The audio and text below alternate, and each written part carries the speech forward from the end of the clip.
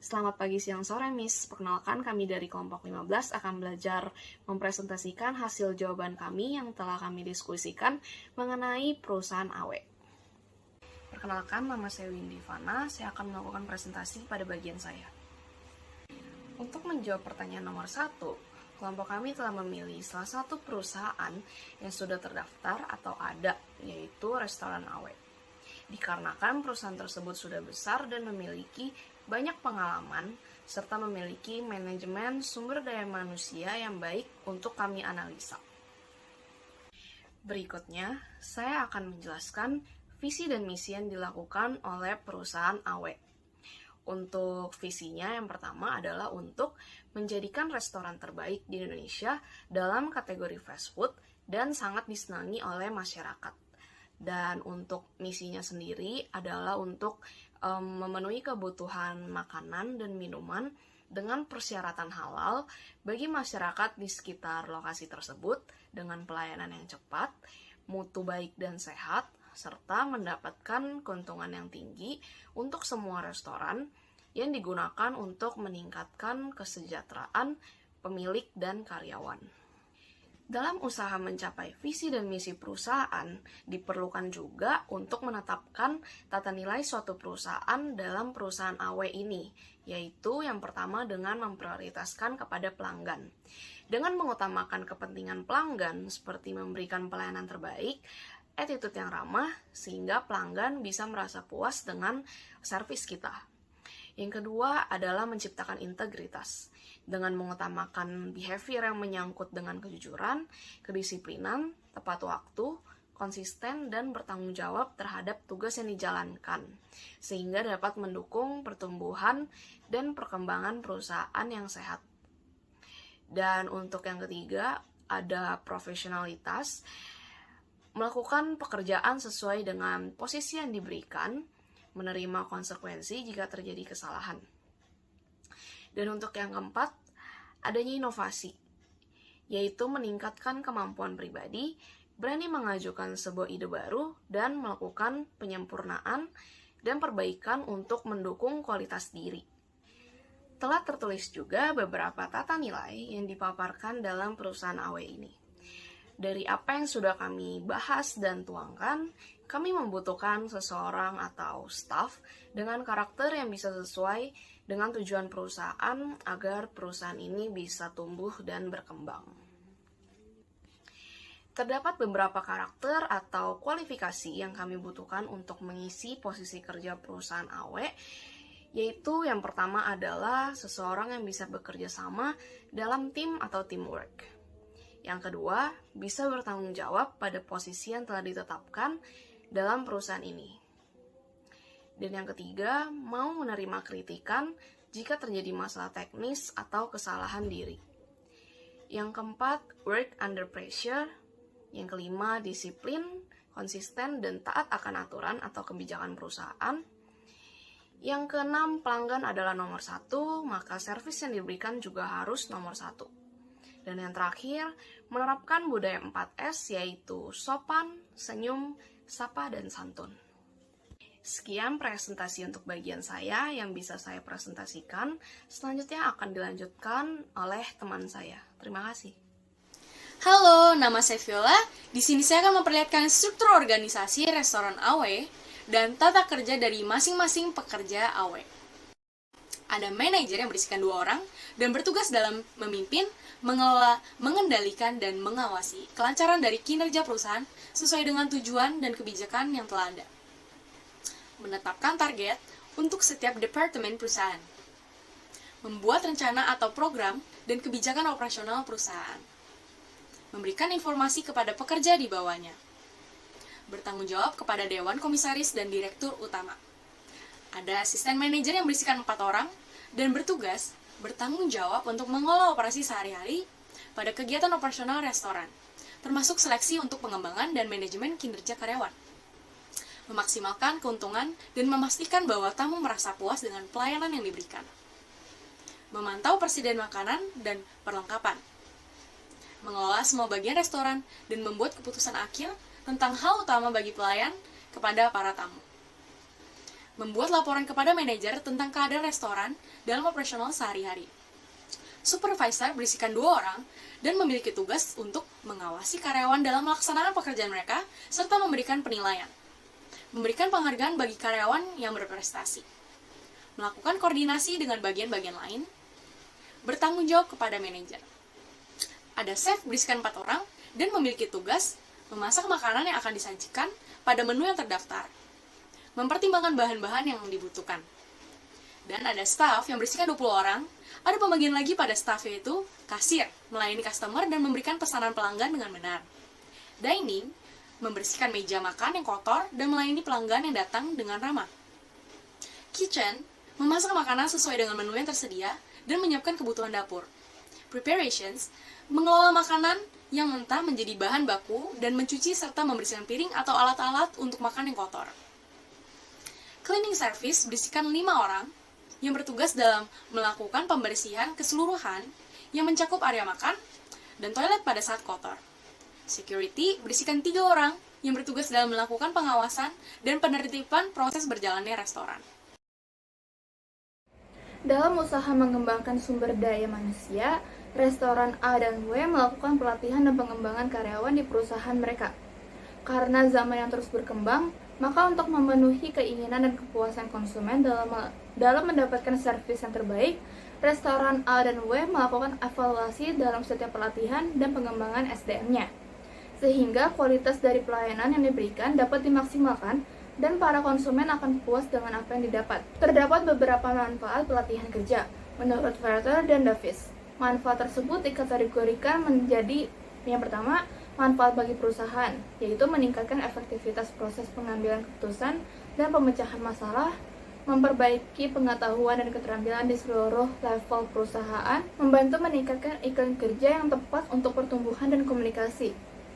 Lalu ada manfaat bagi karyawan, membantu mendorong dan mencapai pengembangan diri sendiri dan kepercayaan diri, meningkatkan kepuasan kerja dan pengakuan, memberikan kepada peserta pelatihan kerja sebuah kesempatan untuk berkembang dan memberi pandangan tentang masa depan sendiri.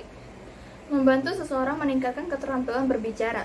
Lalu ada manfaat bagi sesama rekan kerja, yaitu memberikan sarana komunikasi antar kelompok dan antar karyawan, memberikan informasi dengan kesempatan yang sama dan tindakan penyesuaian, meningkatkan keterampilan hubungan antar pribadi.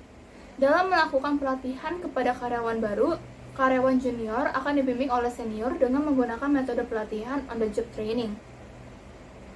Untuk pengembangan manajer, sang calon harus dipersiapkan langsung oleh manajer menggunakan metode understudy, yaitu mempersiapkan peserta untuk melaksanakan pekerjaan atau mengisi suatu posisi jabatan. Metode ini dikemukakan oleh Mangkunegara. Waktu yang diperlukan untuk melakukan pelatihan di Wijaya Kusuma adalah 2 minggu. Dengan 1 minggu pertama kelas teori dan minggu kedua praktek lapangan. Dalam pelatihan ini terdapat beberapa metode, yaitu lecture selama 1 minggu dan on the job training.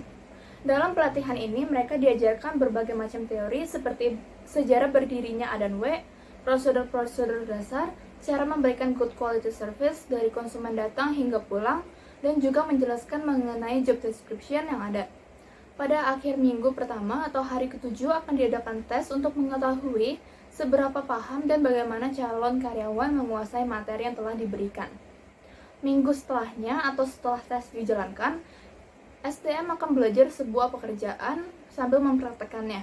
Dalam metode ini, SDM yang baru akan bekerja di bawah pengawasan tim training, sehingga SDM dapat bertanya kepada tim training jika ada hal yang tidak dimengerti.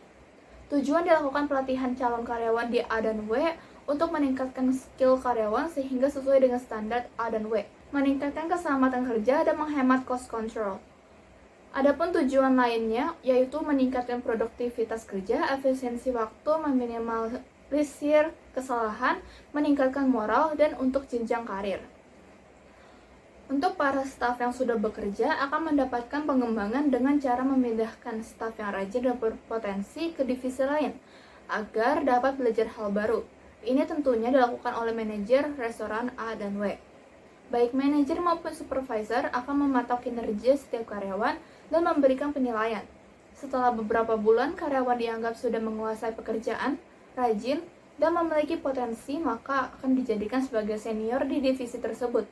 Dan juga dapat dipindahkan ke divisi lain agar SDM dapat mempelajari pekerjaan lain. Karyawan yang sudah berotasi di setiap divisi memiliki potensi diangkat menjadi seorang supervisor. Karena setiap 2 tahun sekali, pusat akan meminta daftar nama karyawan yang berpotensi untuk menjadi seorang supervisor. Calon supervisor akan mengikuti tes dan jika skor di atas 85 itu sudah dianggap bagus. Prosedur standar kinerja. Prosedur standar kinerja yang perusahaan AW terapkan adalah pelayanan prima. Pelayanan prima adalah pelayanan yang memuaskan yang berguna untuk menjalin hubungan baik antara perusahaan dengan pelanggan. Pelayanan prima perlu diperhatikan bagi setiap perusahaan, khususnya untuk perusahaan yang bergerak di bidang jasa, terutama restoran. Rumusan masalah dari penelitian ini yaitu bagaimana prosedur pelaksanaan pelayanan prima yang dilakukan di restoran AW. Apa aja kendala-kendala dalam pelaksanaan pelayanan prima dan cara mengatasi kendala di restoran AW. Apa saja yang dilakukan restoran AW dalam mencapai pelayanan prima yang memaksimalkan pada customer. Bagaimana cara mengukur tingkat kepuasan pelanggan. Berdasarkan rumusan masalah tersebut, maka memberikan kesimpulan bahwa pelayanan prima merupakan aspek yang sangat penting dalam memberikan pelayanan yang terbaik kepada pelanggan. Kendala yang dihadapi dalam pelayanan kurangnya pelayanan prima yang diberikan. Untuk mencapai pelayanan prima antara lain penyusunan standar karyawan, penyusunan standar operating procedure atau SOP, pengukuran kinerja pelayanan, pengelolaan pengaduan, serta adanya pelatihan atau training quality customer service bagi karyawan. Diminta untuk mengisi form kuesioner yang berisikan tentang beberapa garis besar pelayanan yang ada di restoran AW. Selanjutnya saya akan menjelaskan tentang kebijakan sistem kompensasi di restoran AW. Di sini saya akan jelaskan terlebih dahulu mengenai pengertian dari kompensasi. Kompensasi adalah imbalan atas kontribusi kerja pegawai secara teratur dari organisasi atau perusahaan. Proteksi juga perlu diberikan kepada pekerja agar dapat melaksanakan pekerjaannya dengan tenang hingga kinerja dan kontribusi pekerja tersebut dapat tetap maksimal dari waktu ke waktu. Dan ini adalah beberapa kompensasi dan keuntungan yang akan diterima oleh para karyawan restoran AW, yaitu mendapatkan asuransi gigi, dapat ikut serta dalam acara sosial perusahaan, dan mendapatkan cuti bersalin atau melahirkan. Bukan hanya itu saja, namun karyawan AW juga mendapatkan hal unik lainnya, seperti fasilitas kantor dan kesehatan serta kebugaran. Asuransi kesehatan yang mereka peroleh bukan hanya asuransi gigi saja, namun para karyawan juga mendapatkan asuransi kesehatan mata dan asuransi kesehatan. Di saat karyawan cuti, mereka juga menerima bayaran dan menerima bayaran saat berlibur juga. Pada saat karyawan sudah harus pensiun, mereka tidak perlu khawatir karena mereka akan mendapatkan jatah uang pensiun. Prosedur standar kinerja. Prosedur standar kinerja yang perusahaan AW terapkan adalah pelayanan prima. Pelayanan prima adalah pelayanan yang memuaskan yang berguna untuk menjalin hubungan baik antara perusahaan dengan pelanggan. Pelayanan prima perlu diperhatikan bagi setiap perusahaan, khususnya untuk perusahaan yang bergerak di bidang jasa, terutama restoran. Rumusan masalah dari penelitian ini yaitu bagaimana prosedur pelaksanaan pelayanan prima yang dilakukan di restoran AW. Apa aja kendala-kendala dalam pelaksanaan pelayanan prima dan cara mengatasi kendala di restoran AW. Apa saja yang dilakukan restoran AW dalam mencapai pelayanan prima yang memaksimalkan pada customer. Bagaimana cara mengukur tingkat kepuasan pelanggan. Berdasarkan rumusan masalah tersebut, maka memberikan kesimpulan bahwa pelayanan prima merupakan aspek yang sangat penting dalam memberikan pelayanan yang terbaik kepada pelanggan. Kendala yang dihadapi dalam pelayanan kurangnya pelayanan prima yang diberikan.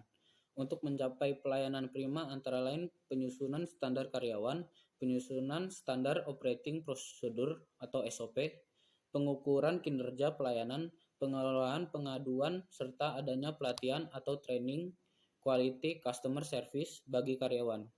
Diminta untuk mengisi form kuesioner yang berisikan tentang beberapa garis besar pelayanan yang ada di restoran AW.